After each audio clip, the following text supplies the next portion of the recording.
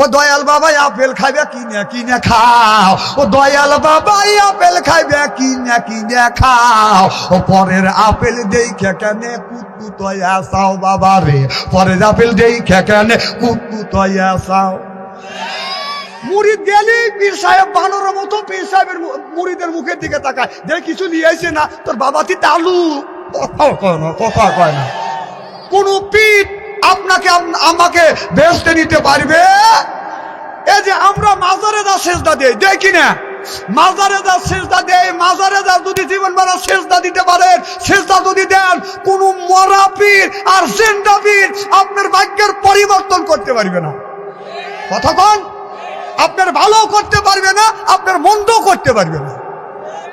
এমনকি কোন পীর, জিন্দা পীর অথবা মরা পীর আপনার একটা পশমের ক্ষতি করতে পারবে না। পীর দিয়ে মানুষ পাগলা, তোমাকে বেহেশতে নেবে, বেহেশতে কর বাপের। পীররা খায়া খায়া লালসান, খায়া খায়া পেটটা বানাইছে কি গরু বর্কির গোটাউন। কথা কয় না, কথা কয় না। আসে না নাই? পীরের বাড়ি গরু লিয়ে যায়, বকরি লিয়ে যায়, খাসি লিয়ে যায়, তারপরে পীর সাহেব আপনার ওই যে আপেল কমলা লিয়ে যায়। কোনোদিনও কয় না যে তুমি 5 কেজি যে আমার জন্য আপেল নিয়ে আসলে আর কমলা নিয়ে আসলে, 1 কেজি আমি রাখলাম, 4 কেজি নিয়ে তোমার মা তোমার আব্বা খাওয়াও।